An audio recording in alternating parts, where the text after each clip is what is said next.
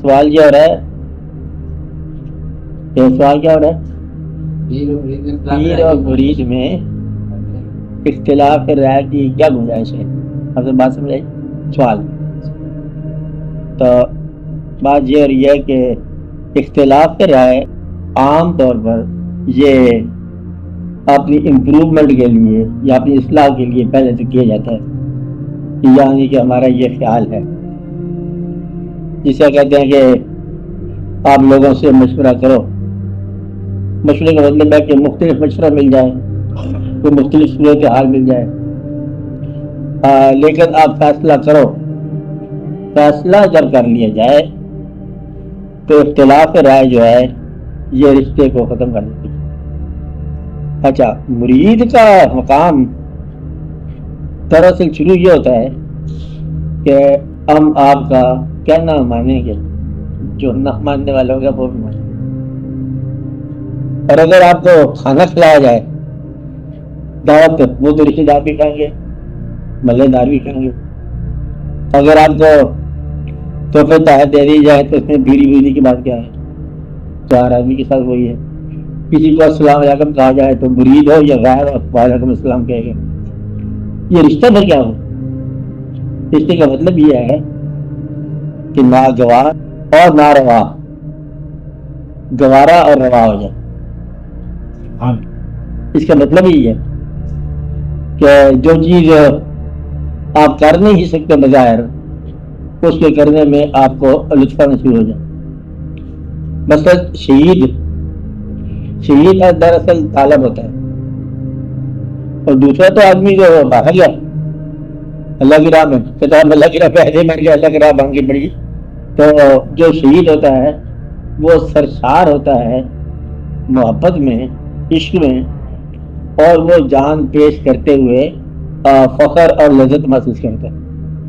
اور جان تو ہر آدمی دینے کو تیار ہوگا، کیونکہ جان تو دینا ہے اس نے، لیکن وہ جو تلق ہے، تلق والا جو ہے اسی چیز کو پیش کرنے میں خوشی محسوس کرے گا، سرور محسوس، جو چیز عام آدمی دوبارہ نہیں کر سکتا۔ مدعا یہ ہوا کہ پیر اور مرید کا رشتہ ہی یہی ہے کہ جہاں چیز گوارا نہ ہو، اگر وہ چیز وہاں سے آ جائے تو اس کو قبول۔ اور مرید کا فنکشن یہ ہے قبول کرنا، اور اگر قبول نہ ہو، نہ مزاج بدلے، نہ انداز بدلے، نہ کوئی اور واقعہ بدلے، تو پھر وہ جو ہے رشتہ ہو جاتا ہے۔ اس میں سب سے زیادہ مشکل کام یہ ہے کہ ہر مسلمان، اب یہ ضروری بات ہے غور والی، ہر مسلمان اسلامی تعلیم کا کچھ نہ کچھ جانتا ہے، اور اس کو ان باتوں کا پتہ ہے کہ یہ کیا فرائض کیا ہیں، احوال کیا ہیں، احکام کیا ہیں، ارکان کیا ہیں۔ کچھ کتابیں بھی اسلام کی پڑھی ہوئی ہیں، کچھ اور واقعات بھی۔ اور بیچارہ کہیں مرید ہو گیا، کون؟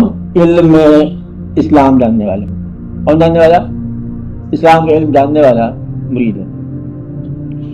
بغیر وجہ کے یا بغیر دلیل کے وہ کوئی مرید ہے۔ علم اس کے پاس موجود تھا، اب وہی پرانا علم جب نئے رشتے میں وہ استعمال کرتا ہے تو وہ اس کو پورا نہیں آتا، وہ گھبراتا ہے، پریشان ہوتا ہے، یہ جو کوئی مقام ہی اور آ گیا۔ یہی تو ایک بات ہے جہاں پر سمجھنے والا مقام پیدا ہو کہ رشتہ بنانے سے پہلے 2,80,000 دفعہ سوچو، بہت سوچو، کہ سوچنے سے پہلے پھر سوچو اور پھر اس کو سوچو۔